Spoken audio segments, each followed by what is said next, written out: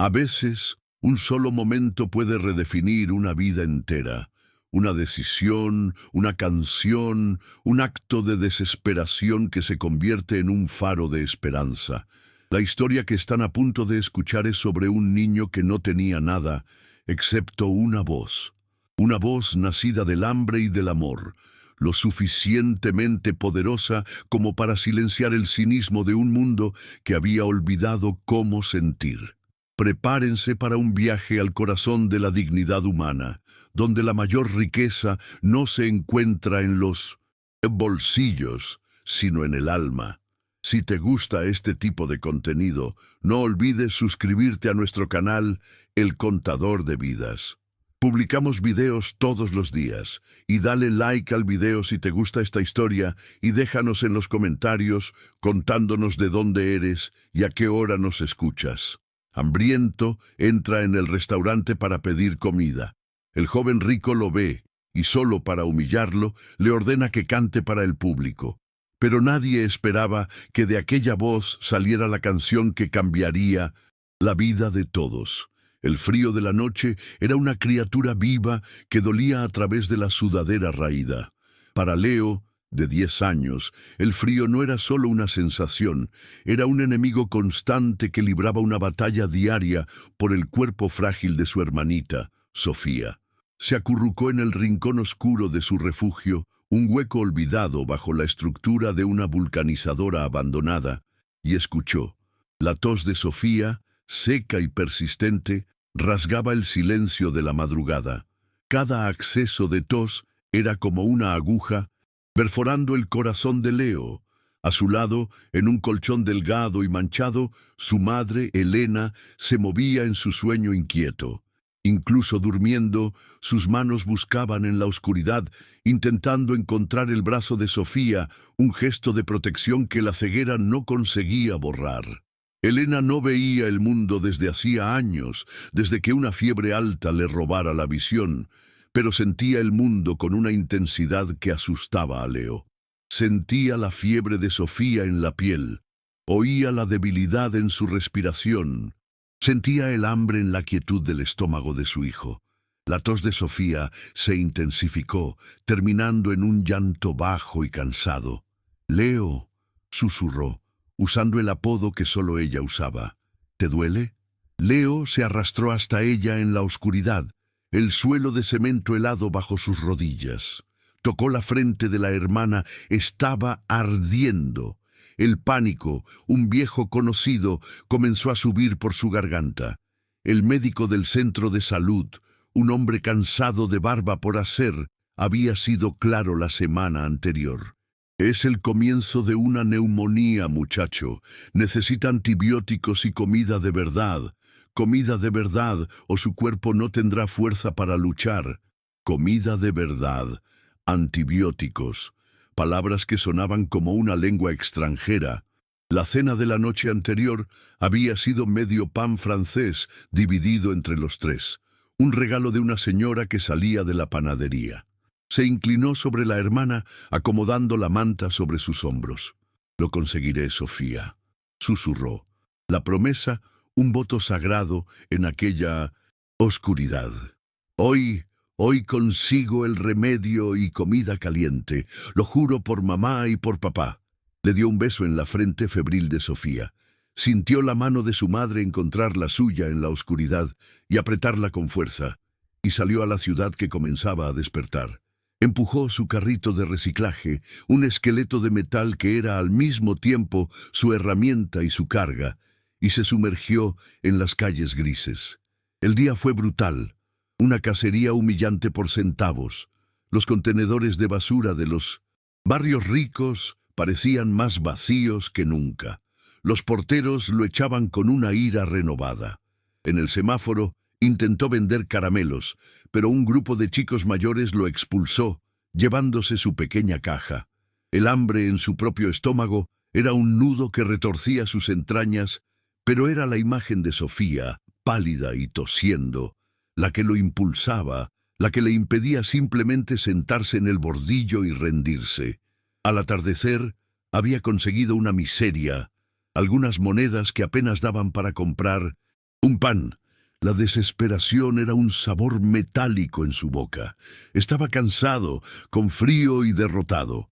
Fue entonces cuando, vagando sin rumbo por las calles elegantes de la Castellana, se detuvo frente al restaurante El Mirador. Las ventanas de cristal iban del suelo al techo, un escaparate a un mundo al que él nunca pertenecería. Adentro, la luz era dorada y cálida. Personas bien vestidas reían, alzaban copas de vino tinto, cortaban trozos tiernos de carne que reposaban sobre salsas brillantes.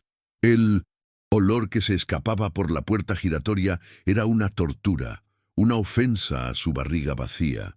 Se quedó allí, al otro lado de la calle, en las sombras, solo observando, no con envidia, sino con una fascinación casi antropológica.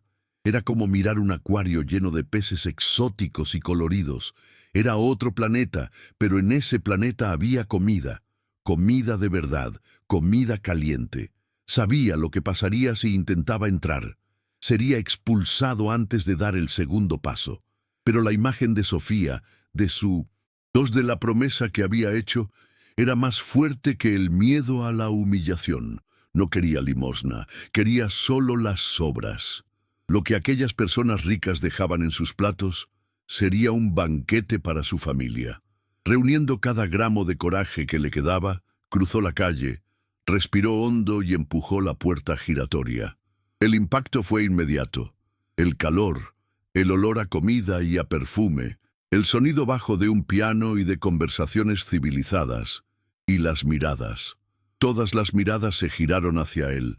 La mancha de suciedad y miseria que acababa de invadir la pintura perfecta. El maître, un hombre alto y espigado con un smoking impecable, vino en su dirección, el rostro una máscara de repulsa contenida. «Disculpe, caballero, creo que se ha equivocado de puerta. La entrada de servicio es por detrás, para entregas».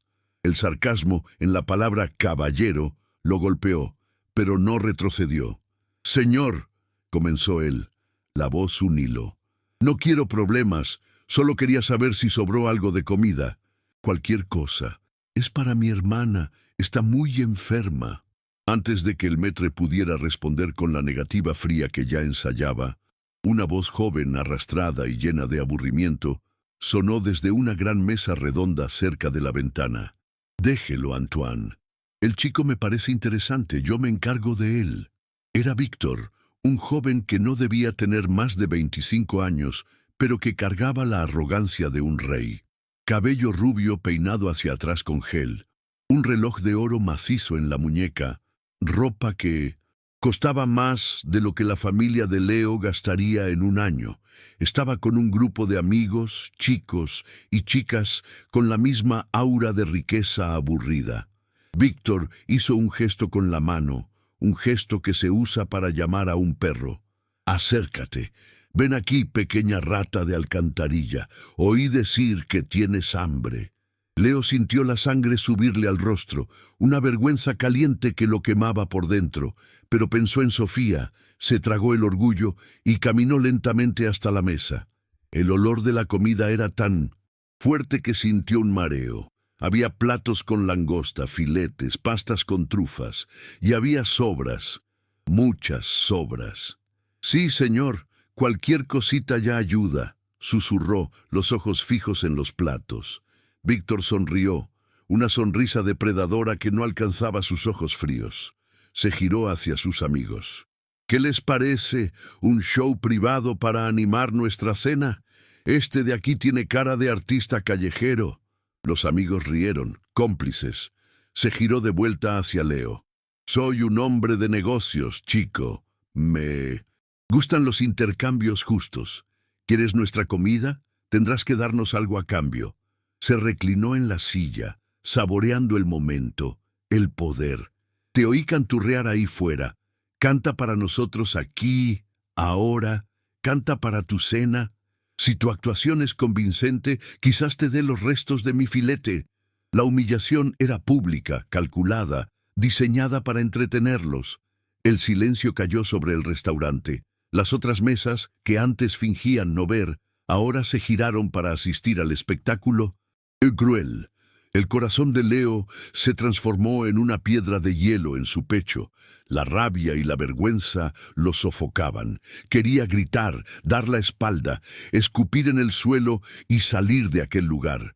La dignidad que su padre le había enseñado exigía eso.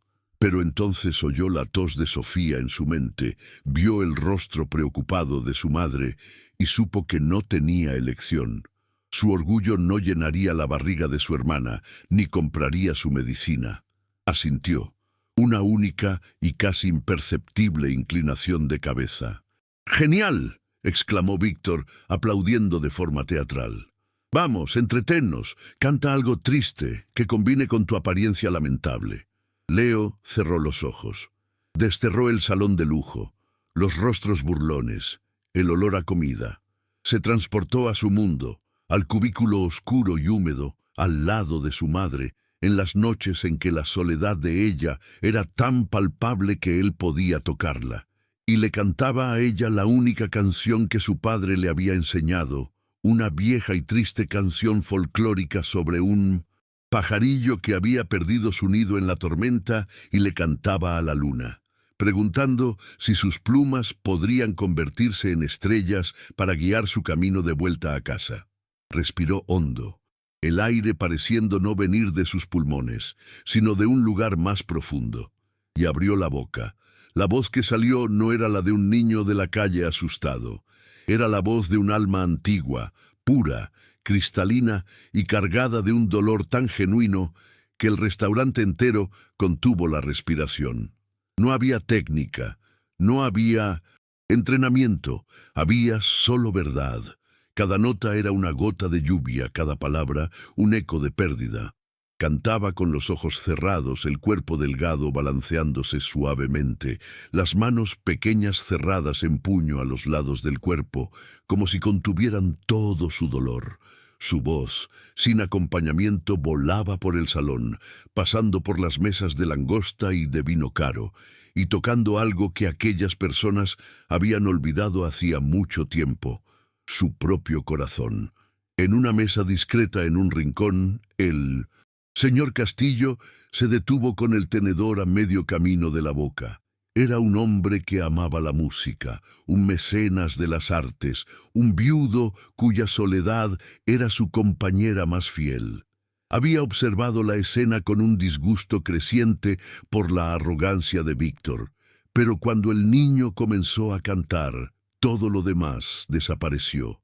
En aquella voz, Castillo no oyó solo una canción, oyó la historia de su propia vida, la pérdida de su esposa, la soledad de sus cenas, la búsqueda de un hogar que nunca más encontró.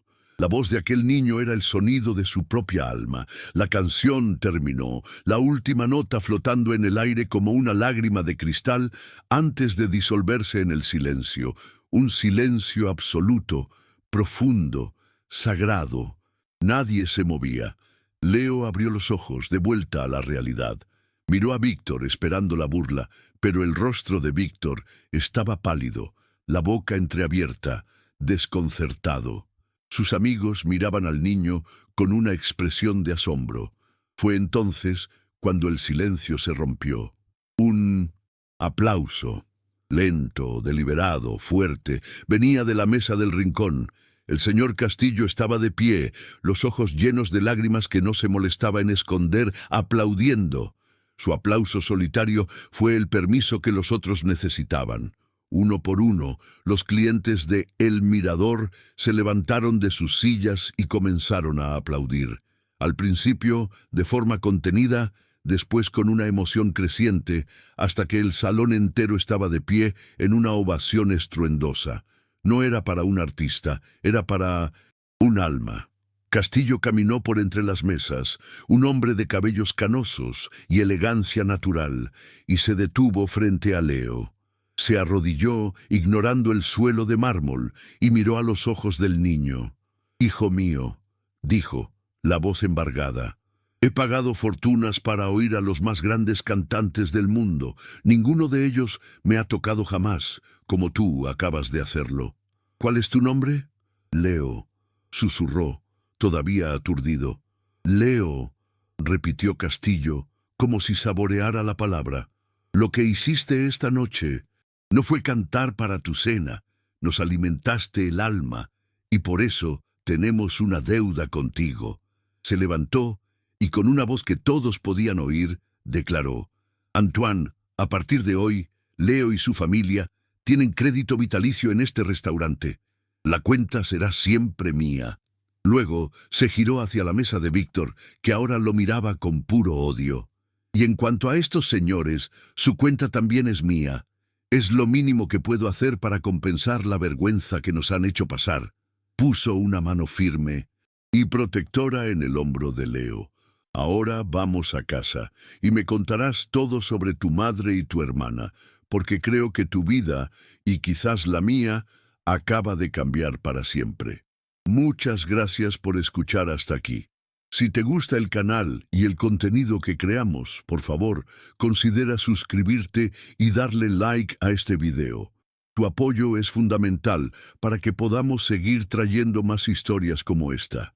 Continuemos. El eco de los aplausos todavía flotaba en el aire de El Mirador. Pero para Leo, el mundo se había convertido en un túnel silencioso.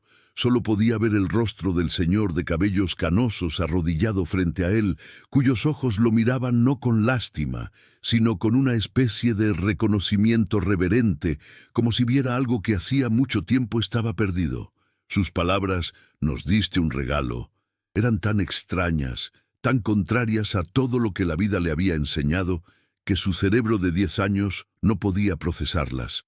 «Antoine», llamó el señor Castillo, levantándose y limpiando discretamente el polvo de su rodilla. «Por favor, una mesa para dos, para mí y para mi invitado de honor». El maître, antes una muralla de desprecio, ahora se inclinaba en una reverencia casi cómica. «Inmediatamente, señor Castillo, la mejor mesa, por supuesto». Mientras era guiado entre las mesas, bajo las miradas ahora curiosas y admiradas de los otros clientes, Leo vislumbró a Víctor. El joven rico, que momentos antes era el centro de atención, ahora estaba en su mesa, aislado en su propia humillación. Sus amigos lo miraban con una nueva expresión, una mezcla de asombro y un cierto distanciamiento.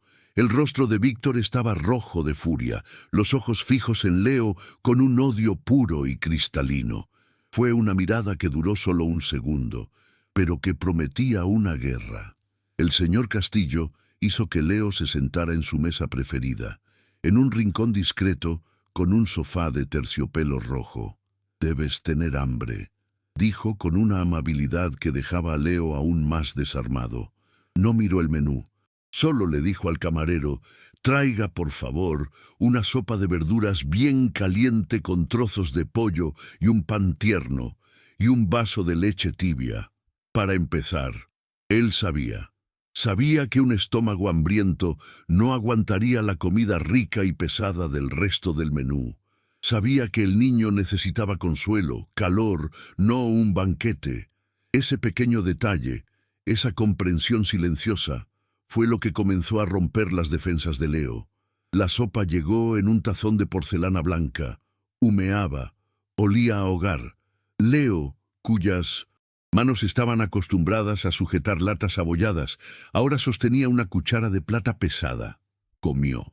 La primera cucharada fue una explosión de calor y sabor que descendió por su esófago, calentando el vacío en su pecho.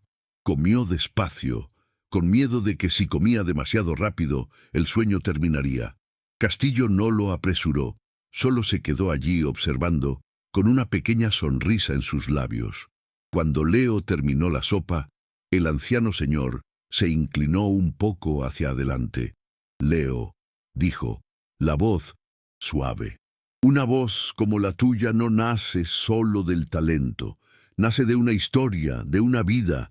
Si me lo permites, y solo si te sientes cómodo, me gustaría escuchar la tuya». Quizás fue la sopa caliente, quizás la amabilidad en los ojos del anciano, o quizás solo el agotamiento de ser fuerte por tanto tiempo. Pero Leo habló. Contó todo con la simplicidad de un niño. Pintó el cuadro de su vida.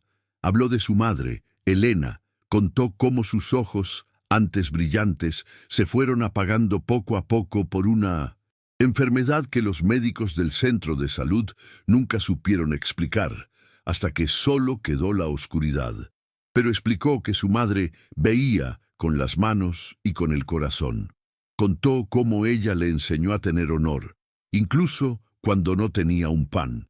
Y habló de Sofía, su pequeña Sofía de 6 años.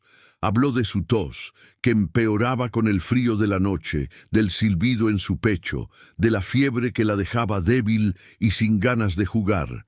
Contó sobre el diagnóstico de neumonía en el centro de salud y sobre las recetas de antibióticos que guardaba en el bolsillo, papeles inútiles, pues no tenía el dinero para comprarlos. Describió el cubículo en la parte trasera de la vulcanizadora abandonada.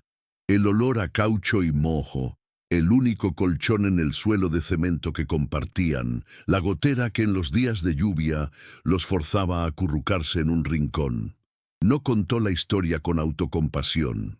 La contó como quien describe el clima. Era su realidad.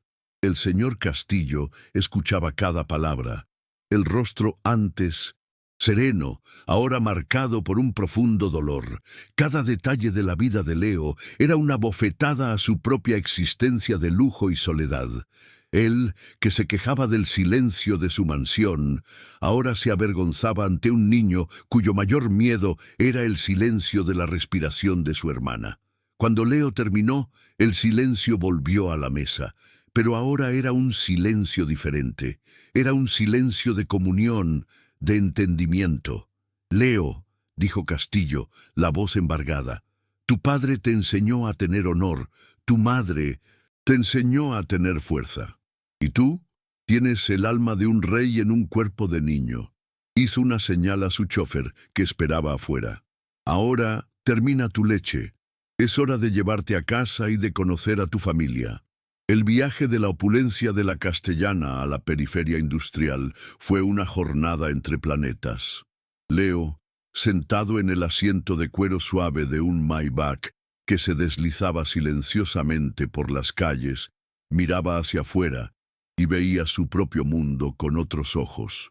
Los callejones oscuros, las casas sin revocar, los rostros cansados de la gente en las paradas de autobús, era todo lo que conocía. Pero visto desde dentro de aquella burbuja de lujo, la dureza y la injusticia de todo aquello se volvían aún más evidentes. Cuando el coche se detuvo frente a la vulcanizadora abandonada, el chofer miró a Castillo por el retrovisor, incrédulo. El anciano señor solo asintió. «Es aquí», dijo Leo en voz baja. Bajaron. El olor a caucho quemado y a alcantarilla a cielo abierto golpeó a Nena. Castillo, un hombre acostumbrado a ambientes climatizados y perfumes importados. No vaciló. Siguió a Leo por un camino de tierra hasta la parte trasera, hasta la puerta de madera podrida del cubículo. Adentro, la escena era aún más desoladora de lo que había imaginado. Elena estaba sentada en el colchón, cosiendo a la luz de una única vela, sus dedos moviéndose con una lentitud dolorosa. Sofía estaba acostada a su lado, acurrucada, la respiración un silbido audible incluso desde afuera. «Hijo, ¿eres tú?», preguntó Elena al oír los pasos. Su cabeza se irguió, los ojos sin visión vueltos hacia la oscuridad. «Soy yo, mamá, y he traído ayuda». Castillo entró en la habitación, su figura alta y elegante pareciendo llenar todo el espacio. Miró la dignidad en el rostro ciego de Elena, la fragilidad de Sofía, y sintió su corazón romperse. «Doña Elena», comenzó, la voz llena de un respeto que raramente usaba. «Mi nombre es Castillo. Su hijo hoy me dio una lección sobre coraje y sobre arte y me gustaría intentar retribuir». Con una delicadeza infinita, se sentó en un cajón de madera, el único asiento disponible, y le contó lo que había sucedido en el restaurante. No habló como un hombre rico ofreciendo caridad. Habló como un abuelo orgulloso, describiendo al nieto que acababa de descubrir.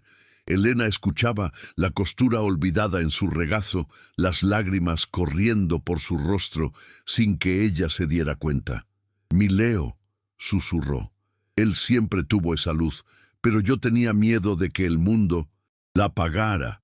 «El mundo no la apagará, no lo permitiré», dijo Castillo con una convicción inquebrantable. «Doña Elena, no estoy aquí para ofrecer una limosna, estoy aquí para proponer una solución. Ya he contactado al mejor pediatra de la ciudad, está de guardia para recibir a Sofía, y mi asistente, en este exacto momento, está alquilando un apartamento para ustedes. Sencillo, pero limpio, seguro, con camas calientes y una nevera llena. Se mudan hoy. Lo único que pido a cambio es que me permitan ser parte de la vida de ustedes, que me permitan ayudar a pulir el don de su hijo». Elena, una mujer a la que la vida había enseñado a desconfiar de todo y de todos, sintió su orgullo luchar contra la necesidad desesperada de salvar a su hija. Pero entonces Sofía tosió de nuevo, un sonido débil y doloroso, y la batalla terminó. El amor de madre venció. «Señor», dijo, la voz embargada, «si es por mi hija, por su salud, acepto, y que Dios se lo pague». «Dios ya me pagó esta noche, doña Elena». «Me presentó a su hijo», respondió Castillo. Hizo una llamada y como un general moviendo sus tropas, la operación de rescate comenzó. En menos de una hora, un coche confortable estaba en la puerta y un equipo de asistentes de Castillo ayudaba, con un respeto inmenso, a empacar las pocas pertenencias de la familia. Unas cuantas ropas, la lata con los utensilios de costura de Elena, la guitarra rota de Leo. Mientras tanto, en su lujoso apartamento, Víctor rompía una copa de cristal contra la pared, la furia consumiéndolo. La historia de la noche en el mirador ya se había extendido por sus círculos sociales. Ya no era el joven heredero temido. Era el villano de una historia conmovedora, el tonto que había sido eclipsado por un niño de la calle. «No se saldrá con la suya», siseó Víctor a su reflejo en el espejo. Ni él, ni el viejo Castillo. Tomó el teléfono y llamó a un número que solo usaba en emergencias. «Necesito un servicio. Quiero que descubras todo sobre un niño de la calle, llamado Leo y su familia. Cada podredumbre, cada debilidad, y quiero que uses eso para destruirlos». Muchas gracias por escuchar hasta aquí. Si te gusta el canal y el contenido que creamos, por favor, considera suscribirte y darle like a este video. Tu apoyo es fundamental para que podamos seguir trayendo más historias como esta. Continuemos. La primera noche de la familia en el nuevo apartamento fue surrealista. Era un lugar sencillo, de 2 habitaciones, en un edificio modesto, pero para ellos era el Palacio de Versalles. Sofía, después de ser llevada a la clínica y recibir la primera dosis de antibiótico, dormía por primera vez en una cama de verdad, su pecho subiendo y bajando con una calma que Elena no veía desde hacía meses. Elena exploraba cada rincón del apartamento con las manos, tocando las paredes lisas, la textura del sofá, el grifo de la cocina de donde salía agua limpia. Y Leo se quedó parado en medio de la sala, mirando la nevera llena, las camas con sábanas limpias, la luz que venía del techo y no de la llama de una vela. La promesa que le había hecho a Sofía aquella madrugada había sido cumplida de una forma que él jamás podría haber soñado. A la mañana siguiente, Castillo los visitó. No vino con las manos vacías. Trajo un médico para evaluar a Elena y para Leo trajo un regalo, una guitarra. No era nueva, era un instrumento simple, de segunda mano, pero con las cuerdas nuevas y perfectamente afinado. «Un artista necesita su herramienta», dijo Castillo entregándole la guitarra a Leo. Leo la tomó como si fuera un objeto sagrado, tocó las cuerdas y el sonido que salió era limpio, fuerte, lleno de promesas. Era un momento de paz, de esperanza pura, un nuevo comienzo. Pero mientras Leo tocaba el primer acorde de una nueva vida, el timbre del apartamento sonó. Elena fue a abrir. En la puerta estaban dos funcionarios de los servicios sociales para menores, un hombre y una mujer, con expresiones serias y una carpeta en las manos. «Buenos días», dijo la mujer. «Venimos a investigar una denuncia anónima sobre la situación de dos niños en situación de custodia irregular». Castillo se levantó, el rostro endureciéndose. Miró a Elena y a Leo, que se habían congelado. El arma de Víctor había sido disparada, y su objetivo era el corazón de aquella familia recién formada. La llegada de los funcionarios de los servicios sociales para menores fue como una granada de hielo explotando en la pequeña y cálida sala del apartamento. El aire, antes lleno de la esperanza de un nuevo comienzo, se volvió denso, pesado, cargado de una desconfianza oficial que era, en muchos aspectos, más cruel que la indiferencia de la calle. La trabajadora social, una mujer llamada Inés, de mirada cansada y gestos metódicos, se sentó en la silla de la mesa del comedor, que ahora parecía la mesa de un interrogatorio. Abrió su carpeta. A su lado, un hombre más joven permanecía en silencio, solo observando, lo que era aún más intimidante. «Señor Castillo». «Doña Elena», comenzó Inés, la voz neutra. «Estamos aquí para investigar una denuncia anónima. Las alegaciones son serias. Hablan de una situación de custodia irregular, de una madre con discapacidad visual que, según la denuncia, no tendría plenas condiciones para garantizar la seguridad de los menores, y de la influencia de un tercero, usted, señor, que podría ser cuestionable». El señor Castillo, que había llegado minutos después de la llamada desesperada de Elena, sintió la furia subir, una furia fría y controlada. Sabía perfectamente de dónde venía aquella denuncia. Era el veneno de Víctor, usando la maquinaria del Estado como su arma. Pero fue Elena quien respondió primero. Estaba sentada en el sofá, las manos temblorosas en su regazo, pero su voz cuando sonó no tenía temblor. Tenía la fuerza de siglos de maternidad. «Señora», dijo ella, el rostro ciego girado en dirección a la voz de Inés. «Yo no veo el rostro de mis hijos con estos ojos que usted tiene. Yo los veo con mis manos que sienten su fiebre en medio de la noche. Los veo con mis oídos que conocen la diferencia entre su llanto de hambre y su llanto de miedo. Y los veo con mi corazón que nunca, ni por un segundo, en los peores días en la calle, se rindió con ellos. Mi visión se fue, señora, no mi amor de madre, ni mi cuidado». La dignidad en la voz de Elena silenció la sala por un instante. Incluso la trabajadora social pareció conmovida. Castillo aprovechó la oportunidad, presentando los hechos con la precisión de un abogado. «Señora Inés, esta familia hasta hace 3 días vivía en condiciones infrahumanas, ignorada por el mismo sistema que ahora los cuestiona. La niña, Sofía», señaló a la niña que dormía en su nueva habitación, «estaba con un cuadro de neumonía que podría haberla matado. Hoy está bajo los cuidados del doctor Morales, del hospital infantil, recibiendo la medicación correcta.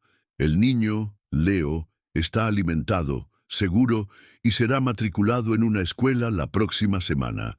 Y doña Elena tendrá el seguimiento de un equipo de salud para tratar su condición».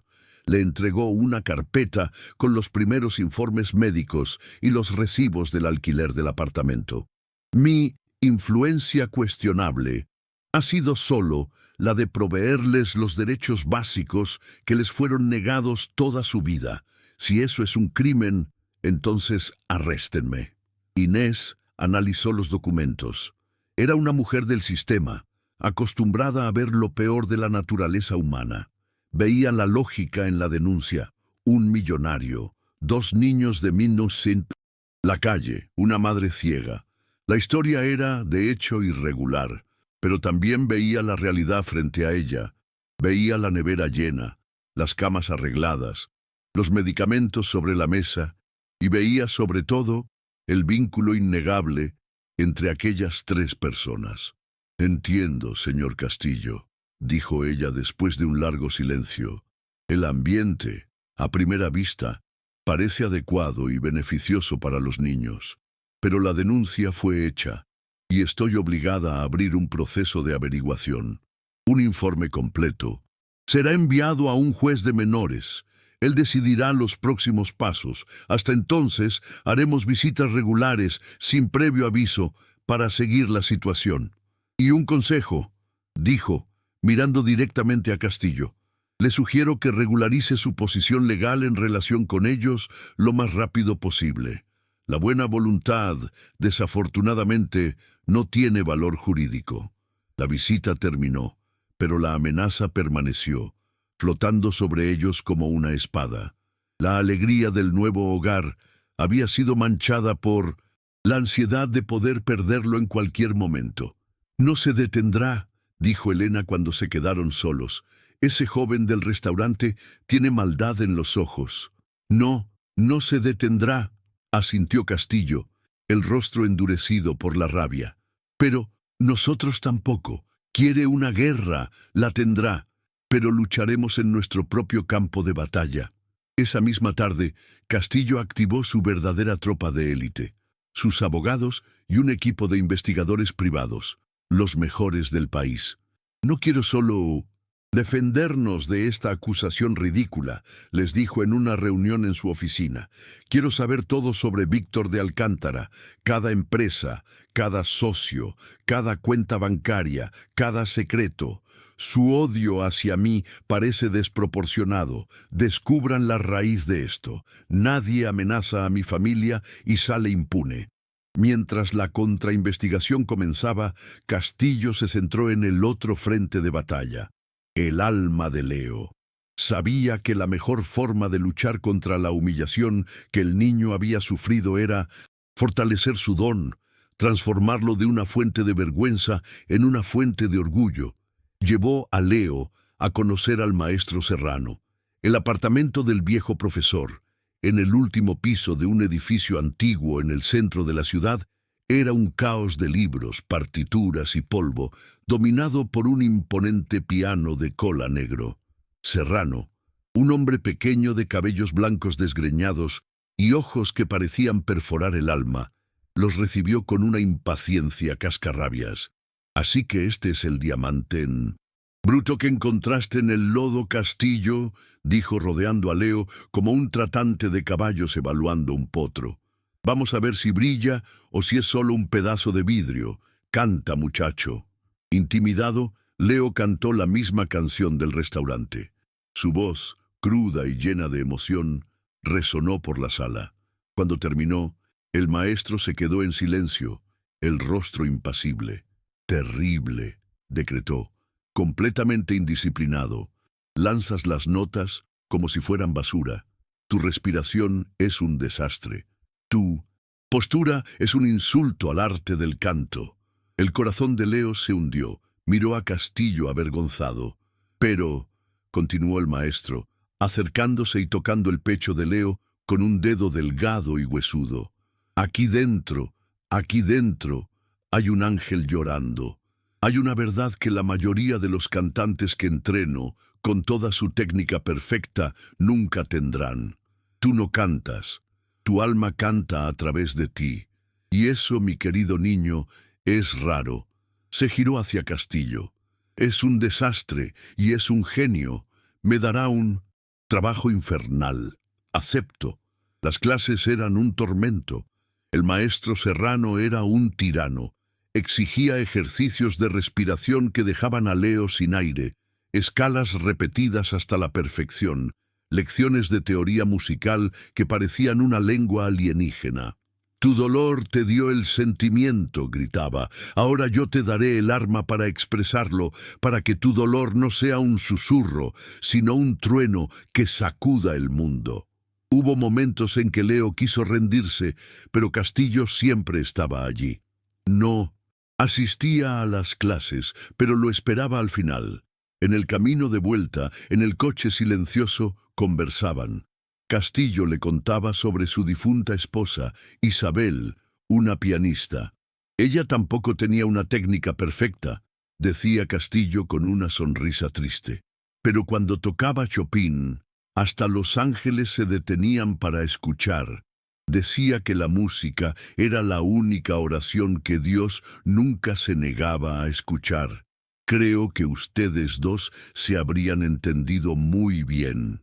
En esas conversaciones, Leo comenzó a ver a Castillo no ya como un señor, un benefactor, sino como un amigo, un abuelo.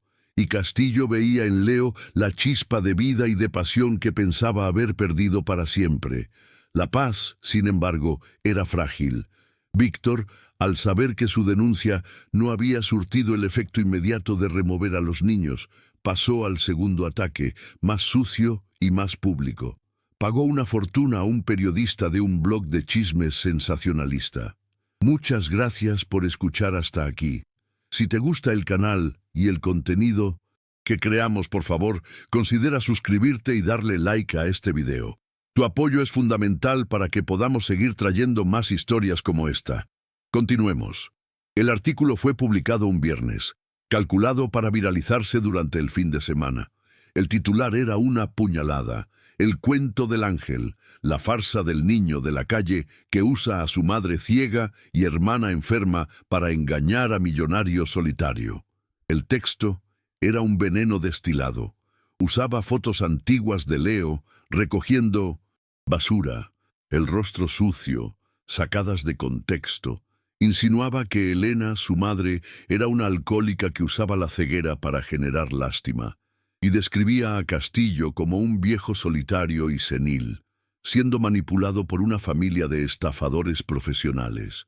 El artículo no presentaba pruebas, solo fuentes anónimas e insinuaciones maliciosas, pero en el tribunal de Internet eso era suficiente. El impacto fue un tsunami. La historia se extendió. En el nuevo edificio, los vecinos que antes les sonreían ahora desviaban la mirada.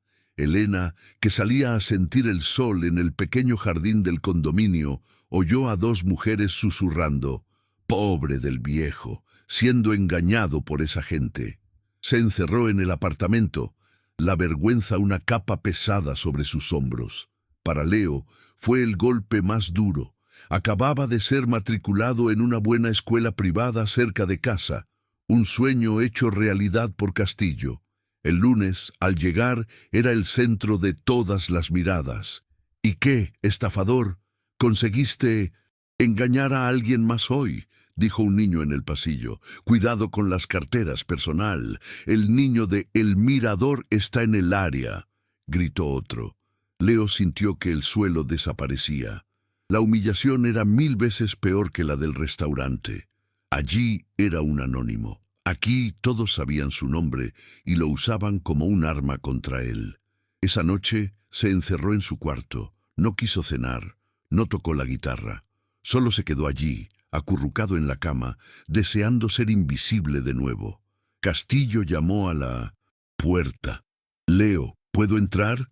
Entró y encontró al niño en la oscuridad, el cuerpo temblando. «No aguanto más, señor Castillo», susurró, la voz quebrada.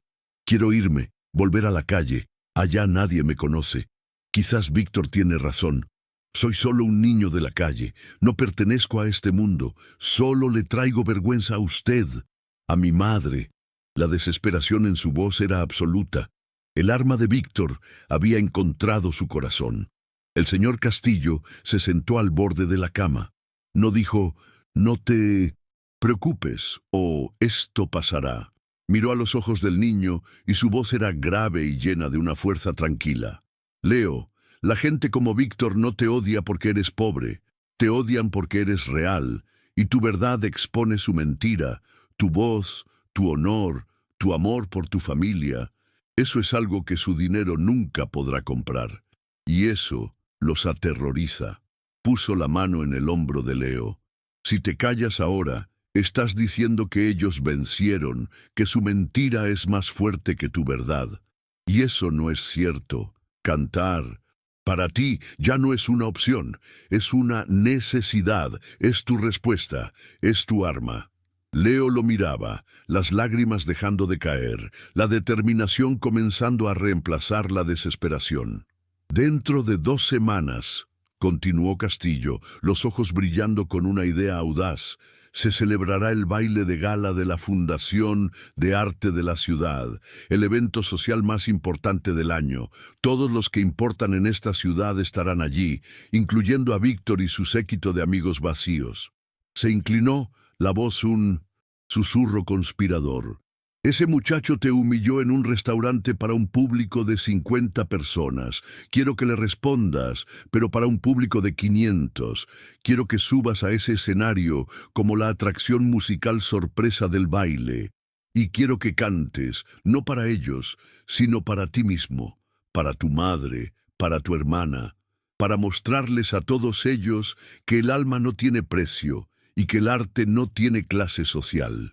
La propuesta era monumental, aterradora. Subir a ese escenario, enfrentar a esas personas. El miedo era paralizante. Pero entonces Leo miró a los ojos de Castillo y vio no una petición, sino un desafío, un voto de confianza. Pensó en su madre, llorando en silencio por un chisme malicioso. Pensó en Sofía, que merecía un mundo mejor. Y pensó en sí mismo. Ya no era solo el niño que cantaba para espantar el hambre, era el niño que, como su padre le había enseñado, necesitaba luchar por su honor. «Lo haré», dijo Leo, la voz aún temblorosa, pero con una nueva y dura resolución ardiendo en su pecho. «Voy a cantar». La batalla, por su voz, estaba a punto de ocurrir en el escenario más grande y peligroso de todos. Las 2 semanas que precedieron al baile de la Fundación de Arte fueron un borrón de esfuerzo, disciplina y un agotamiento que Leo nunca había conocido. La calle le había enseñado a sobrevivir, pero el maestro Serrano estaba determinado a enseñarle a volar. El apartamento de Castillo, antes un refugio de paz, se transformó en un campo de entrenamiento militar para el alma. La rutina era brutal. Leo se despertaba antes del amanecer, ya no para recoger latas, sino para los ejercicios de respiración que el maestro le pasaba. Eran sesiones que lo dejaban mareado, forzándolo a descubrir músculos en su diafragma que ni siquiera sabía que existían. La voz no es un grito que sale de la garganta, niño, bramaba el viejo profesor, su bastón golpeando el suelo para marcar el ritmo. La voz es una columna de aire que construyes desde el fondo de tu barriga y elevas hasta el cielo. Eres el arquitecto de tu propio sonido. Luego venían las escalas, la teoría musical, la tortura de la afinación perfecta. El maestro Serrano no aceptaba nada menos que la excelencia. Hacía que Leo cantara la misma nota docenas de veces seguidas, corrigiendo su postura, la apertura de su boca, la posición de su lengua. «No, esa nota está gris. Quiero una nota azul celeste, con sentimiento, pero con control. El dolor te dio el alma, niño, pero la técnica te dará el poder de hacer que el mundo entero sienta ese dolor, sin que te deshagas en el proceso». Hubo momentos en que Leo, frustrado y con la garganta ardiendo, estuvo a punto de rendirse. La simplicidad de cantar en la calle por instinto parecía un paraíso perdido. Pero entonces recordaba la sonrisa de escarnio de Víctor, el dolor en los ojos de su madre al leer las noticias falsas, y volvía al piano del maestro, más determinado que antes. Su familia era la red de seguridad que lo sostenía en esta ardua jornada. Elena, su madre, incluso sin ver, era la oyente más crítica y más amorosa. Con su audición agudizada, percibía los matices que nadie más notaba. «Aquí, mi hijo», decía ella mientras él practicaba por la noche. «Aquí tu voz tembló. Tuviste miedo de la nota. No tengas miedo, es tuya, dómala». Sus palabras, dichas con la sabiduría de quien conoce la fragilidad y la fuerza del corazón humano, eran más valiosas que cualquier lección técnica. Sofía, ahora con la salud floreciendo, era su luz. No entendía de técnica, pero entendía de amor. Se sentaba a sus pies durante los ensayos, dibujando en su cuaderno. Siempre eran dibujos de un niño en un escenario con pájaros de colores saliendo de su boca. «Son tus canciones, Leo», decía. «Vuelan». Y el señor Castillo era la fortaleza. Se aseguraba de que nada perturbara la preparación de Leo. Se encargaba de la batalla legal contra la denuncia, blindaba a la familia de la prensa y, lo más importante, era el amigo que escuchaba los miedos del niño. «El maestro Serrano dice que mi voz es un diamante en bruto», le dijo Leo una noche. «Pero yo siento que solo soy el bruto». Castillo sonrió. «Los diamantes son solo pedazos de carbón que aguantaron la presión, Leo. Sigue aguantando. Vas a brillar». Muchas gracias por escuchar hasta aquí. Si te gusta el canal y el contenido que creamos, por favor, considera suscribirte y darle like a este video. Tu apoyo es fundamental para que podamos seguir trayendo más historias como esta. Continuemos. Al otro lado de la ciudad, en su oficina con vistas al parque, Víctor se deleitaba con los preparativos para su propia versión del espectáculo. Se había enterado a través de sus contactos en el comité de la fundación de que Castillo había impuesto la atracción sorpresa. La historia se extendió como un secreto delicioso entre la élite. El niño cantor de Castillo se presentará en el evento del año. «Va a ser la mayor broma de la década», decía Víctor a sus amigos en un almuerzo en el club té más caro de la ciudad. Imaginen la escena, el pequeño mendigo con su guitarrita temblando frente a todo el mundo. Va a desafinar, se le va a olvidar la letra, va a ser el fin patético de ese cuento de hadas ridículo que el viejo Castillo inventó. Estaba tan confiado en la humillación pública de Leo que ya había planeado el después. Contratar al mismo bloguero que había publicado el primer artículo para que estuviera presente en el baile, listo para escribir una crónica sarcástica sobre el fiasco de la noche. Víctor no solo quería que Leo fracasara, quería que el fracaso fuera documentado, eternizado, una mancha indeleble en la reputación de su rival. Pero mientras Víctor planeaba su pequeña y cruel venganza, la contrainvestigación de Castillo se sumergía profundamente en el pasado, buscando la verdadera raíz de aquel odio desproporcionado. Los investigadores descubrieron rápidamente la precaria situación de la empresa de la familia de Víctor. Descubrieron los desvíos de dinero, el estilo de vida insostenible, pero aquello era solo codicia. No explicaba la obsesión personal contra Castillo. La clave vino de un lugar inesperado, un viejo contador jubilado, un hombre que había guardado los secretos de la familia de Víctor por más de 40 años y que había sido despedido sin ceremonia cuando la empresa comenzó a hundirse. Inicialmente reacio, pero movido por un antiguo resentimiento y la promesa de una generosa consultoría de Castillo, abrió sus archivos y su memoria. La historia que contó en una sala de reuniones segura, con grabadoras registrando cada palabra, era una tragedia de orgullo, amistad y secretos. Hace 25 años, Castillo y el padre de Víctor, que en ese entonces eran mejores amigos y socios, estaban al borde de la quiebra. El padre de Víctor, un hombre bueno pero un pésimo administrador, adicto a los juegos de azar y a las apuestas arriesgadas, había contraído una deuda impagable y cometido un fraude fiscal para intentar cubrirla. El descubrimiento era inminente. Sería encarcelado y el nombre de la familia, deshonrado para siempre. Desesperado, le confesó todo a Castillo. Y Castillo, viendo la desesperación de su amigo y pensando en la amistad que los unía, tomó una decisión que cambiaría sus vidas. En lugar de denunciarlo, usó su propia herencia, un terreno valioso que había recibido de su padre, y lo vendió para saldar secretamente todas las deudas de su amigo, salvándolo de la prisión y de la ruina pública. La única condición fue que el acto permaneciera en secreto absoluto para proteger el honor de la familia del amigo. Castillo se alejó de la sociedad, fundó su propia empresa y los dos siguieron caminos separados, ligados para siempre por aquel secreto. El padre de Víctor nunca se recuperó del golpe a su orgullo. Reconstruyó su fortuna, pero vivió el resto de su vida a la sombra de la misericordia de Castillo. Un hecho que lo llenó de un resentimiento silencioso que pasó inconscientemente a su hijo.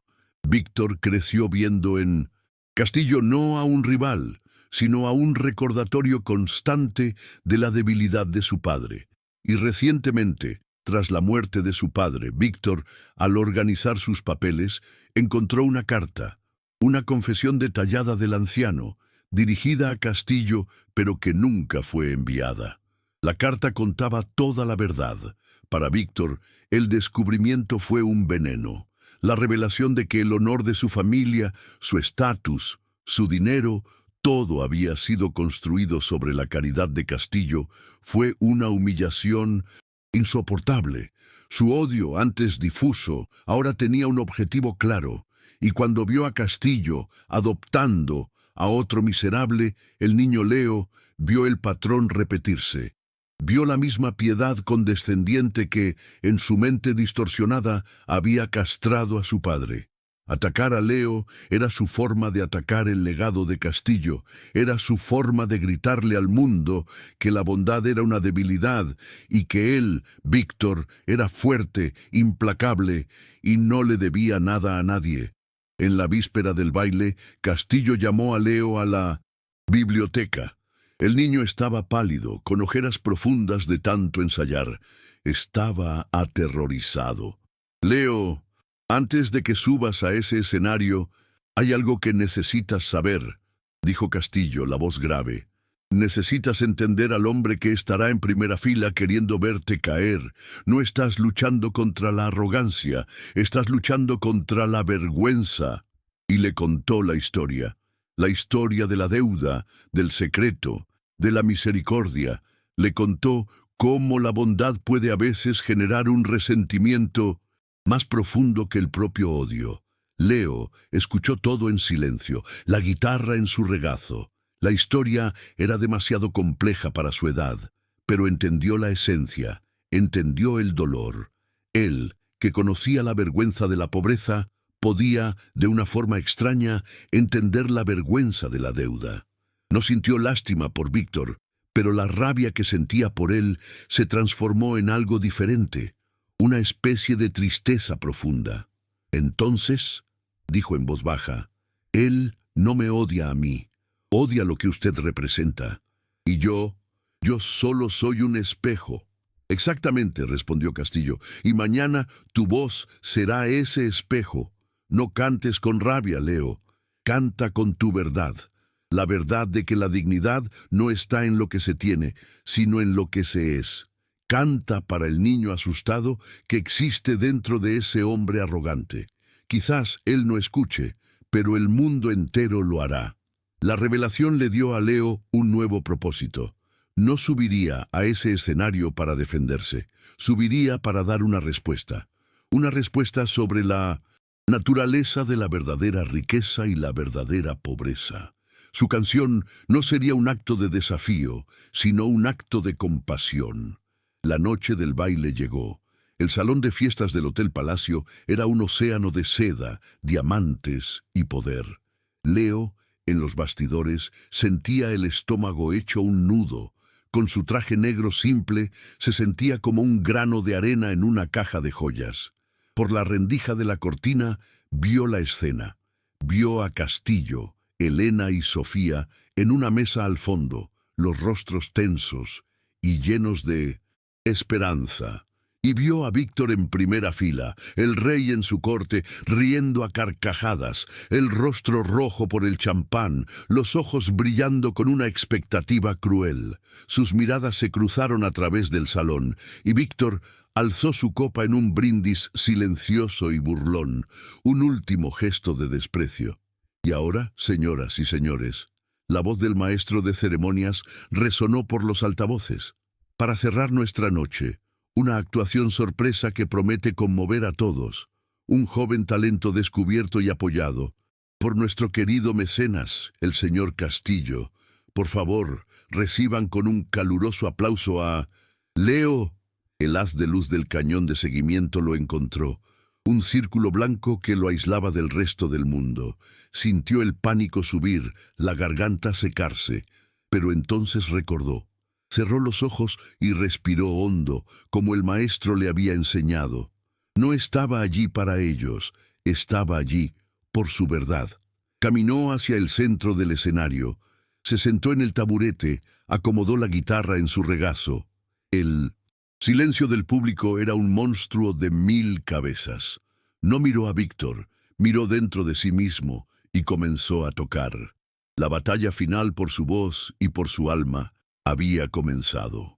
Muchas gracias por escuchar hasta aquí. Si te gusta el canal y el contenido que creamos, por favor, considera suscribirte y darle like a este video. Tu apoyo es fundamental para que podamos seguir trayendo más historias como esta. Continuemos. El haz de luz del cañón de seguimiento era un sol blanco y solitario que lo aprisionaba. En el círculo de luz no había a dónde correr. Fuera de él, en la oscuridad aterciopelada del salón de baile, había un monstruo de 1000 cabezas, un público de rostros ricos y cínicos esperando el espectáculo, esperando su fracaso. Leo sentía el sudor frío correr por su espalda, bajo el traje simple que parecía un disfraz. Sus manos, sujetando la guitarra, temblaban de forma incontrolable. El miedo era una garra de hielo apretando su garganta, robándole el aire, el coraje, la voz. Levantó los ojos y a través de la neblina de luz vio el rostro de Víctor en primera fila. La sonrisa de escarnio en sus labios era la personificación de todas las voces que alguna vez lo habían llamado basura, invisible, nada. Esa sonrisa decía: te conozco. Sé lo que eres, y ahora todos ellos también lo sabrán. El pánico lo dominó. Las notas, las palabras, las horas de ensayo con el maestro Serrano. Todo desapareció. Su mente era un lienzo en blanco. Abrió la boca para cantar, pero ningún sonido salió. El silencio en el salón, antes expectante, ahora se volvía pesado, embarazoso. Oyó una risa ahogada viniendo de la mesa de Víctor. La humillación estaba sucediendo, iba a romperse, estaba a punto de levantarse y huir, de ceder a su condición de rata de alcantarilla, como Víctor lo había llamado. Pero entonces cerró los ojos y en la oscuridad protectora de sus párpados hizo lo que el señor Castillo le había enseñado. Desterró aquel mundo de brillo y desprecio y convocó el suyo. Vio el rostro de su madre, Elena, y la fuerza silenciosa que llevaba en su sonrisa ciega. Vio a su hermana, Sofía, respirando con tranquilidad en una cama caliente por primera vez. Vio la mirada de confianza inquebrantable del señor Castillo y oyó la voz ronca del maestro Serrano en su cabeza. No cantes para ellos, niño. Canta para tu dolor. Transforma tu herida en una catedral e invítalos a rezar en ella. Respiró hondo 1, 2, 3 veces. El aire que llenó sus pulmones ya no era el aire.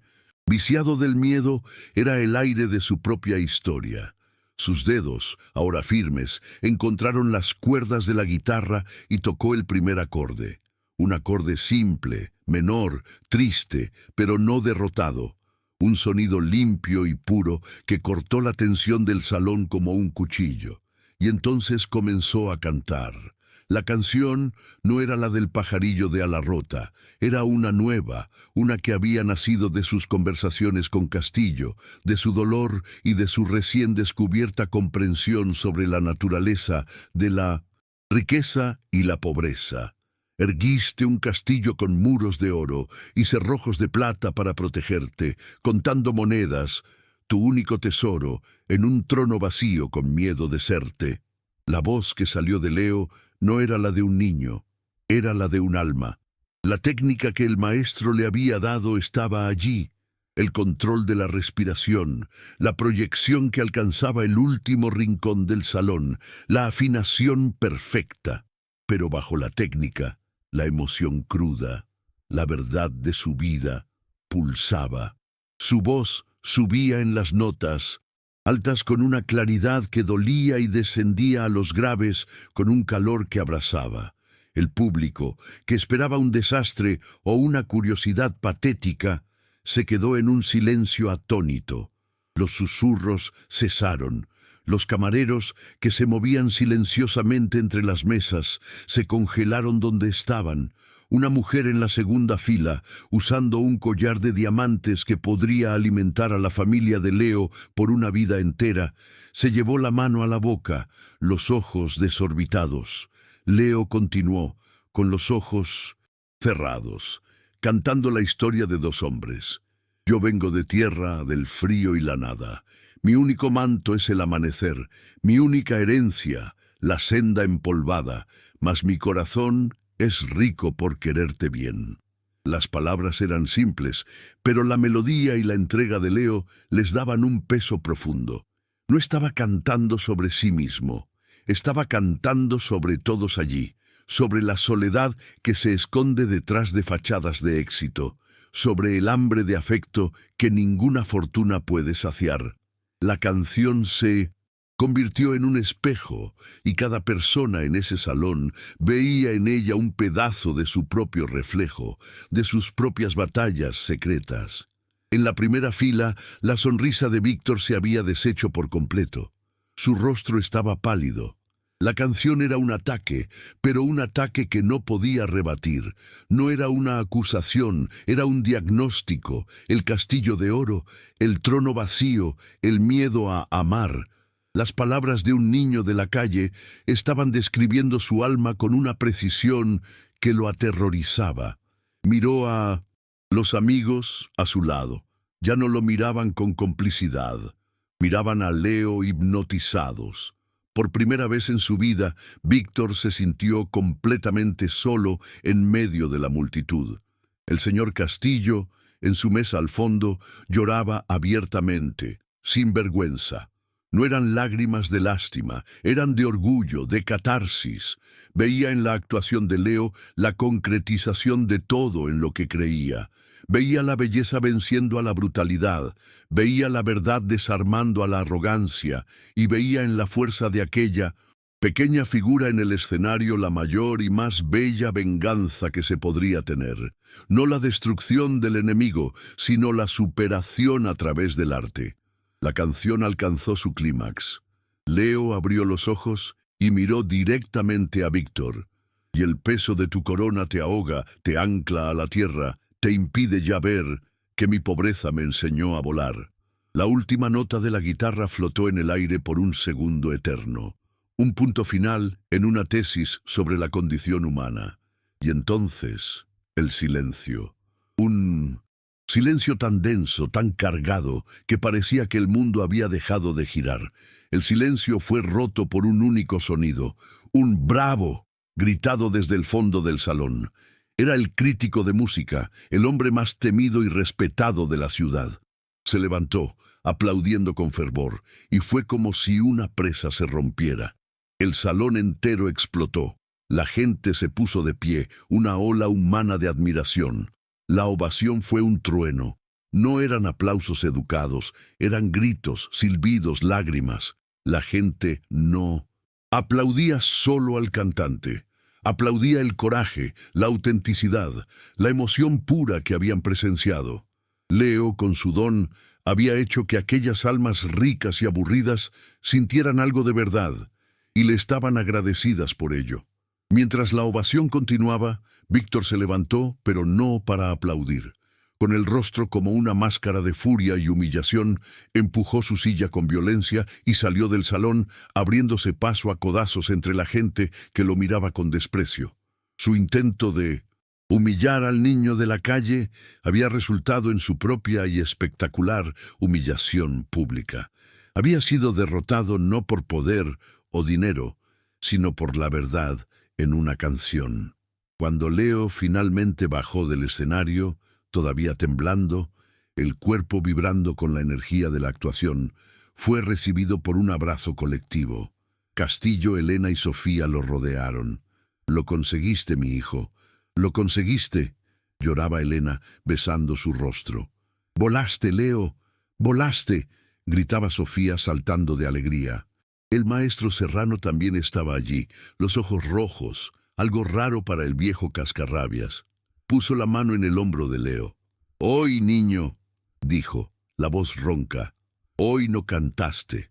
Hoy celebraste una misa y todos ellos comulgaron. La noche transformó a Leo. La historia del ángel de la voz de oro explotó en los medios. Esta vez no como un chisme, sino como un evento cultural. Los videos de la actuación, grabados en teléfonos móviles, se viralizaron. Los titulares de los periódicos al día siguiente no hablaban del baile, sino del niño que lo robó. La voz de la calle que silenció el salón de lujo, decía uno. Nace un nuevo ídolo, decía otro. La victoria en el escenario tuvo consecuencias inmediatas y prácticas. El abogado de Castillo, el doctor Renato, llamó a la mañana siguiente. Castillo, la trabajadora social, la señora Inés, me llamó personalmente. Vio los videos. Dijo que nunca se había emocionado tanto en su vida. Dijo que cualquier sistema que intente separar a un niño, como ese de una familia que claramente lo ama y lo apoya, es un sistema fallido. Su informe será archivado por falta de mérito. El caso está cerrado. La amenaza legal, la espada que pendía sobre sus cabezas, se había deshecho, evaporada por el calor de la aclamación pública. Esa noche, en el apartamento, la atmósfera era de una paz que nunca habían experimentado. Veían las noticias en la televisión, incrédulos, viendo el rostro de Leo en todos los canales. «No parezco yo mismo», dijo Leo, mirando su propia imagen en la pantalla. «Es porque ahora, mi hijo, el mundo te está viendo como yo siempre te vi», dijo Elena, sosteniendo su mano. Pero mientras ellos celebraban su victoria, en un hotel barato y decadente al otro lado de la ciudad, un hombre roto planeaba su última y más desesperada jugada. Víctor había perdido la batalla pública. Sus amigos ya no respondían sus llamadas. Su padre, al enterarse del escándalo, amenazó con desheredarlo. Lo había perdido todo. Y un hombre que ha perdido todo es el más peligroso de los hombres. Ya no quería solo humillar a Castillo, quería destruirlo, su reputación, su paz de espíritu, su legado. Tomó el teléfono y llamó al detective privado que había contratado. «Vargas», dijo, la voz fría y sin vida. «Olvida al niño, la misión ha cambiado. Quiero todo lo que puedas encontrar sobre la difunta esposa de Castillo, Isabel, y sobre su hijo, el que murió. Cava hondo, encuentra una mentira, una inconsistencia, un secreto sucio. Sé que hay algo allí. Todo santo tiene un pasado de barro». La batalla por la voz de Leo había terminado, pero la guerra contra el alma de Castillo estaba a punto de comenzar, y se libraría con las armas más crueles de todas, el dolor y la memoria de sus muertos. Las semanas que siguieron al baile de la Fundación de Arte fueron como la calma que se instala después del epicentro de un terremoto. El suelo todavía temblaba, pero la violencia del sismo principal había pasado. La vida de la familia de Leo, pues, en eso se habían convertido. Una familia forjada en la adversidad encontró un nuevo y precario ritmo. La denuncia en los servicios sociales para menores fue silenciosamente archivada. Muchas gracias por escuchar hasta aquí. Si te gusta el canal y el contenido que creamos, por favor, considera suscribirte y darle like a este video. Tu apoyo es fundamental para que podamos seguir trayendo más historias como esta. Continuemos. La ola de publicidad positiva en torno a Leo, el ángel de la voz de oro, había hecho políticamente insostenible para cualquier burócrata cuestionar el arreglo. Por el contrario, su historia era ahora un ejemplo, un cuento de hadas moderno que la ciudad adoraba contar.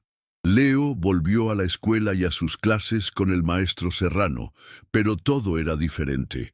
Ya no era el blanco de burlas, sino de una curiosidad admirada. Las puertas que antes se le cerraban ahora se abrían con sonrisas.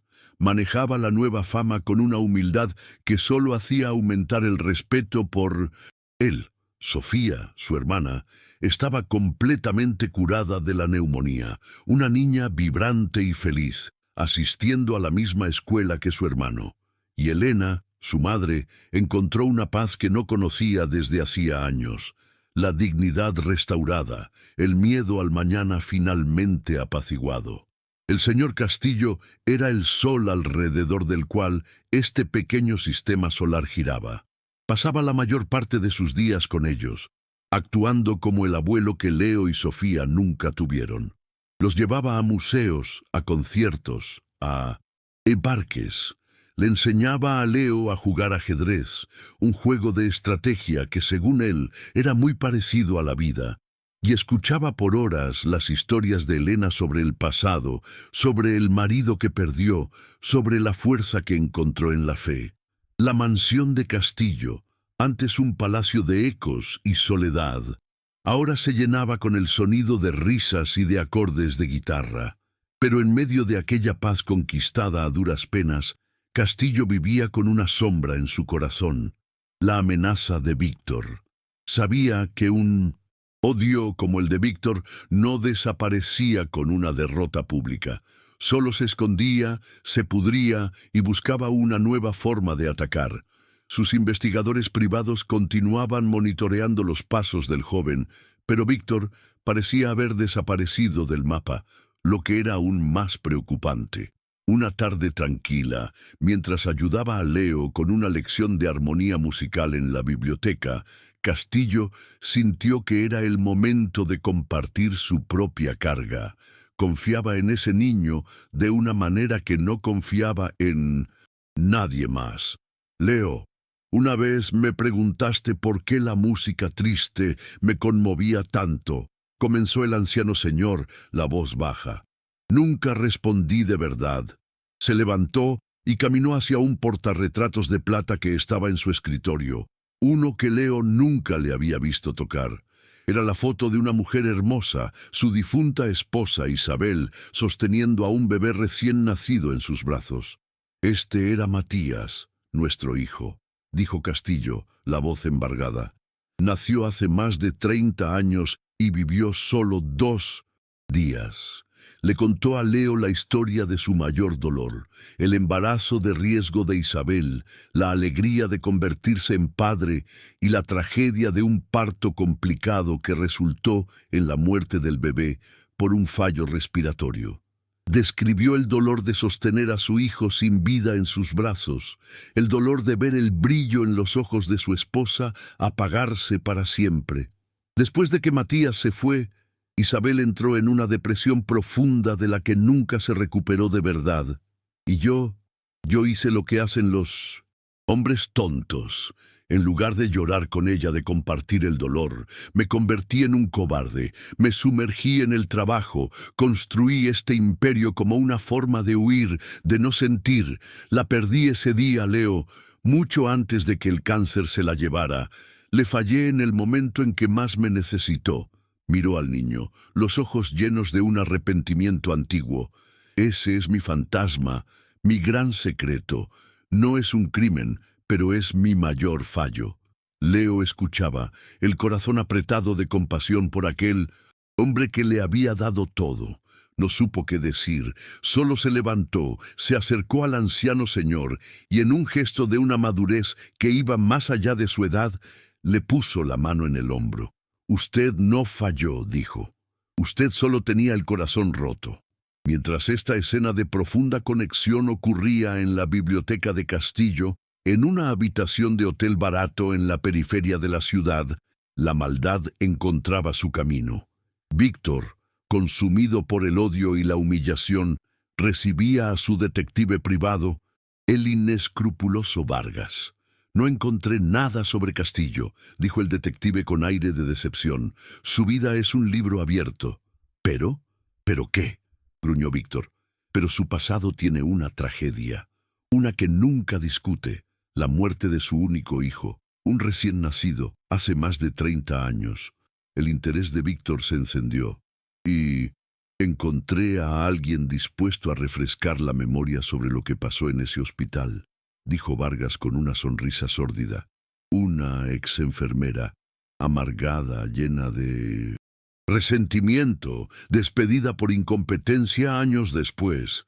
Por un buen precio, está dispuesta a contar una historia un poco diferente. El arma de Víctor había sido encontrada. No era un arma de fuego, sino de veneno.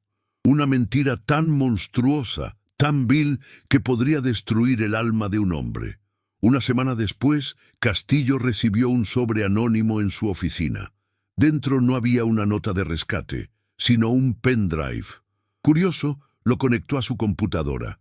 El archivo era un video, una grabación amateur de una mujer mayor, llorando, el rostro contorsionado en una actuación de culpa. «Ya no aguanto más guardar este secreto», decía la mujer en la grabación. El hijo del señor Castillo no murió. Nació con una discapacidad grave, una deformidad en las piernas, y el señor Castillo, un hombre obsesionado con la imagen de perfección, no lo soportó. Le pagó al hospital para falsificar el certificado de defunción, y al bebé lo enviaron a una institución para niños especiales en 1900. El interior para ser olvidado. Abandonó a su propio hijo. El video terminó. Castillo se quedó mirando la pantalla, la sangre helándose en sus venas.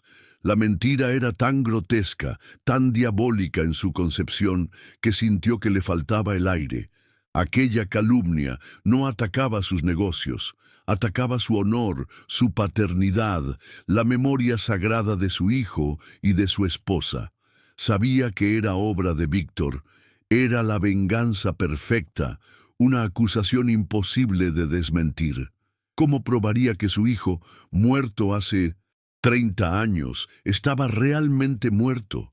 ¿Cómo lucharía contra un fantasma de mentiras? Su teléfono sonó, un número desconocido. Era Víctor. «¿Te gustó el preestreno, Castillo?», dijo la voz al otro lado, llena de un triunfo venenoso. «Esa es solo una copia. La original está con una periodista muy famosa que adora las historias de escándalos de la alta sociedad y está ansiosa por publicarla». «¿Qué quieres, Víctor?», preguntó Castillo, la voz un hilo. «Lo que siempre quise, tu ruina. Pero seré generoso. Tienes 48 horas. Vas a anunciar públicamente tu jubilación por motivos de salud. Vas a transferir el control accionarial de tus empresas a mi padre como una disculpa por la humillación pública que sufrí. Y vas a desaparecer de la vida de ese tu pequeño protegido. Lo enviarás a un internado en Europa, cualquier cosa. Haz eso, y esta historia muere conmigo. No lo hagas, y el mundo entero conocerá al monstruo que abandona a su propio hijo discapacitado. El chantaje era total. Castillo colgó, el cuerpo temblando. Se sintió acorralado. La lógica le decía que luchara, que demandara, que expusiera la mentira, pero su corazón, herido y cansado, solo quería proteger la memoria de Matías e Isabel. Un escándalo, incluso basado en mentiras, mancharía sus nombres para siempre. Pensó en ceder, en entregarlo todo, en rendirse, solo para que sus muertos pudieran descansar en paz. Fue Leo quien lo encontró en ese estado, horas después, en la oficina oscura, mirando una foto de su difunta esposa. El niño, con su intuición aguda, supo que algo terrible había sucedido. «Señor Castillo, ¿está usted bien?». Con la voz quebrada, Castillo le contó todo. El chantaje, la mentira sobre el hijo, el ultimátum. Esperaba que Leo se asustara, que le aconsejara tener cuidado. Pero Leo no sintió miedo, sintió rabia. Una rabia justa, clara, en nombre del hombre que se había convertido en su padre. «¿Y lo va a dejar?», preguntó el niño, la voz firme. «¿Va a dejar que un mentiroso gane? ¿Va a dejar que escupa en la memoria de su esposa y de su hijo? Pero ¿cómo luchar, Leo? Es mi palabra contra la de un testigo. La prensa me va a crucificar». Leo se acercó al escritorio. Miró a los ojos de Castillo. Usted me enseñó a luchar con mi voz. Usted me puso en un escenario y me dijo que cantara mi verdad sin miedo, y el mundo escuchó. Ahora es su turno de subir a su propio escenario. Lo peor que puede hacer es quedarse en silencio. El silencio es lo que le da poder a gente como Víctor. Las palabras del niño, tan simples y tan poderosas, fueron como un rayo de luz en la oscuridad de Castillo. Tenía razón. Rendirse sería una traición a todo lo que le había enseñado a Leo. Sería una traición a sí mismo. Con la determinación volviendo a sus ojos, Castillo tomó el teléfono. Un nuevo plan, audaz y arriesgado, se formó en su mente. No llamó a sus abogados. Llamó directamente a la redacción de la mayor cadena de televisión del país, pidiendo hablar con la periodista de investigación más temida y respetada, Laura Montes. «Señora Montes, mi nombre es Castillo», dijo cuando ella respondió. «He oído que ha recibido un dossier fascinante sobre mí. La historia es genial, pero está incompleta, y me gustaría concederle una entrevista exclusiva, en vivo, en su programa de mañana por la noche, para contar mi versión. La versión completa, y llevaré a un invitado especial conmigo». Colgó y miró a Leo, que lo observaba con una mezcla de admiración y preocupación. La batalla final no se libraría en los tribunales, sino ante los ojos de millones. No iba a defenderse de la mentira de Víctor, iba a destruirla con la fuerza de su propia verdad. El estudio de la cadena de televisión era un ambiente frío y artificial, un universo de cables, cámaras robóticas y un silencio tenso quebrado solo por los susurros del equipo de producción. Sentado en un sillón de cuero, bajo las luces fuertes, el señor Castillo se sentía extrañamente tranquilo. A su lado, Leo, en una silla un poco más baja, sostenía su guitarra, las manos no temblando de miedo, sino reposando con una quietud resuelta.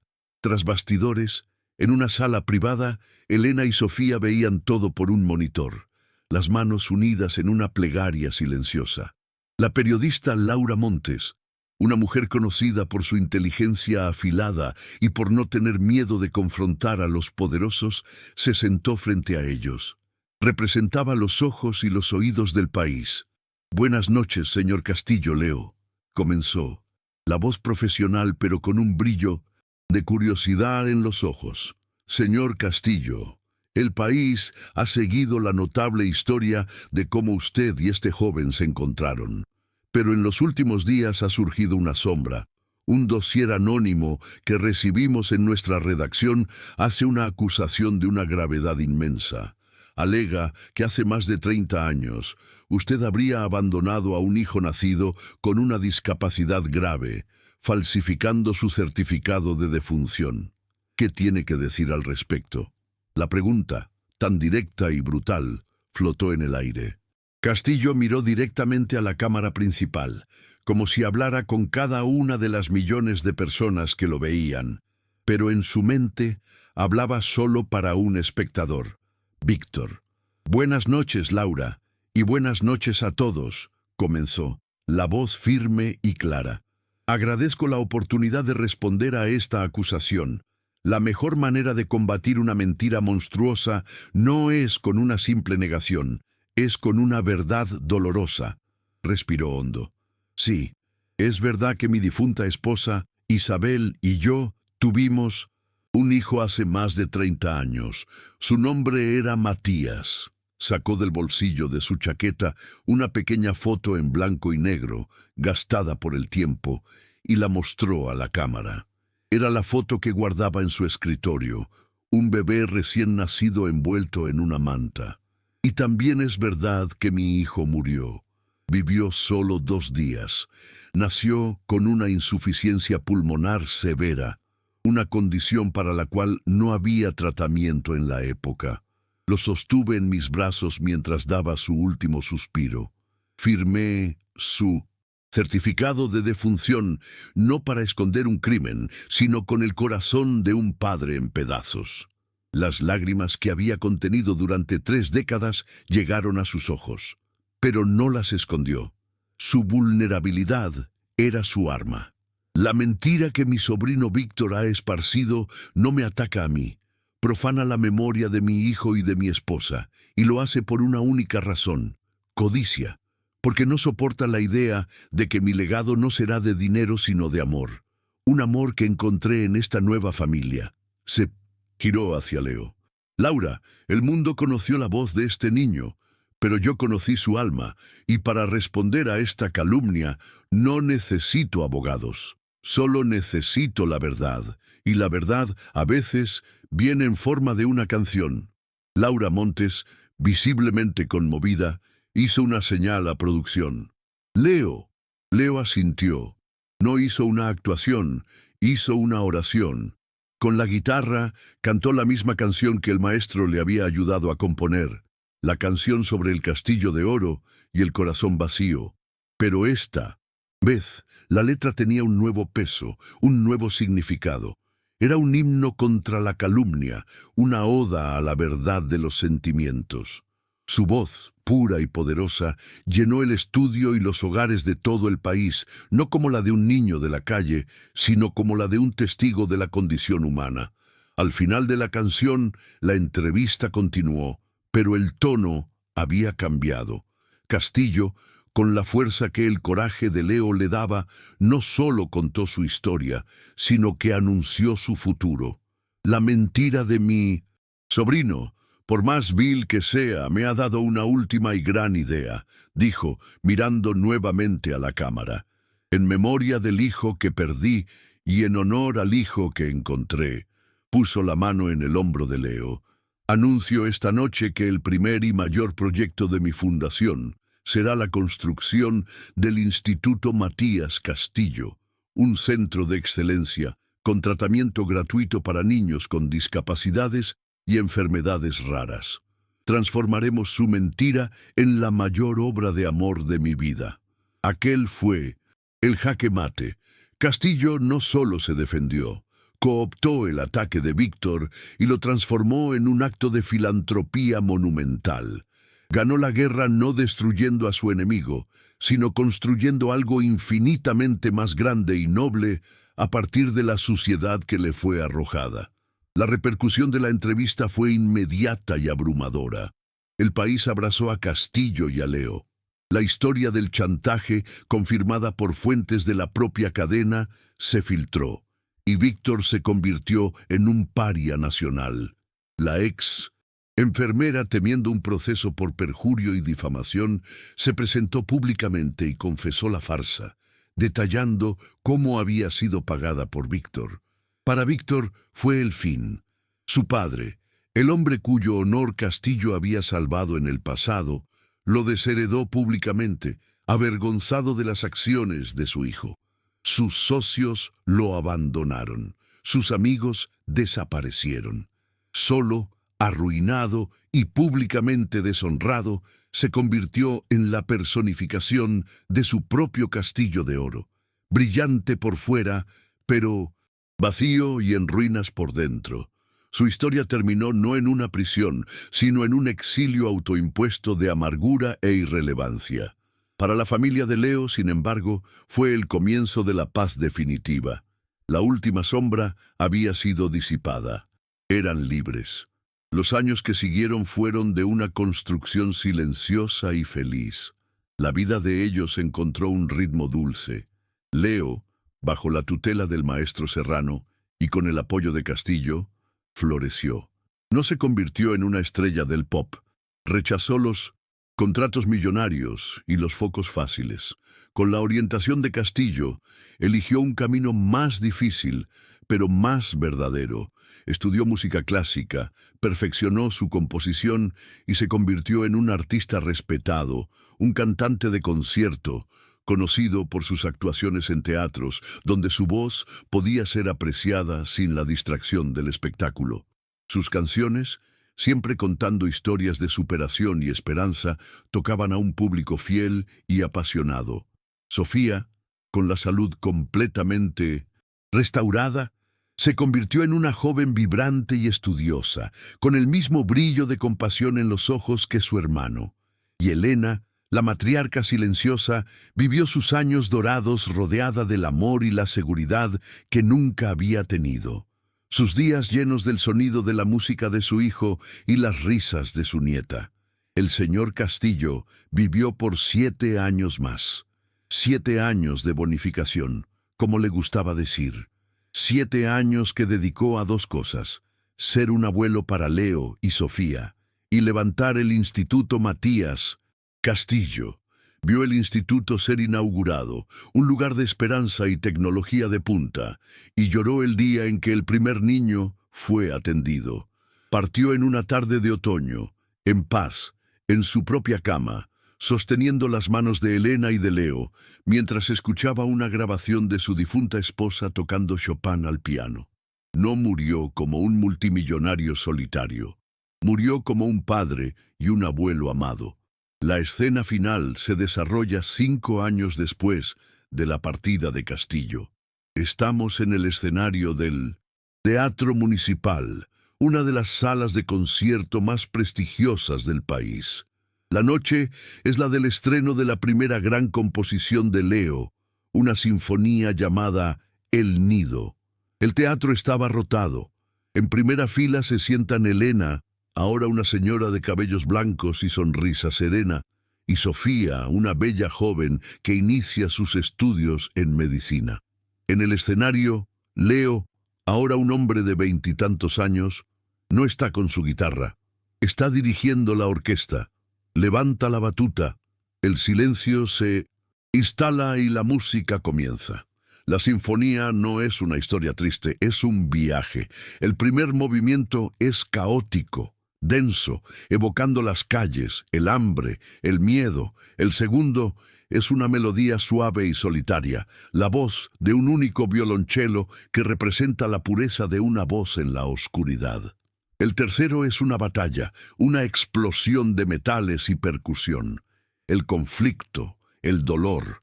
Y el cuarto y último movimiento es una explosión de luz, una melodía triunfante, llena de esperanza, que crece, envuelve a toda la orquesta y termina en una nota larga, poderosa y llena de paz. Cuando la última nota muere, el teatro permanece en un silencio absoluto por un instante, antes de explotar en la ovación más larga y emocionada que aquel lugar haya presenciado jamás. Leo se gira hacia el público, el rostro bañado en sudor y lágrimas. Agradece, y su mirada se encuentra con la de su madre y su hermana en primera fila. Sonríen el uno al otro, una sonrisa de complicidad, de amor, de una historia compartida. Levanta la batuta de nuevo, pero esta vez apunta a un lugar vacío en la primera fila, un lugar que su familia siempre deja vacante en todas sus presentaciones. Un lugar para el hombre que lo escuchó cuando nadie más lo hacía. La vida que comenzó en un callejón oscuro con una voz desesperada se había transformado en una sinfonía de esperanza que ahora resonaba para el mundo entero. El niño que cantó para no morir, ahora vivía para cantar la belleza de la segunda oportunidad. Si te gustó la historia que te presentamos, no olvides dejar tu like, comentar qué te pareció y, lo más importante, suscribirte al canal El Contador de Vidas para no perderte ninguna de nuestras narraciones. Publicamos historias emocionantes todos los días. Te esperamos en la próxima.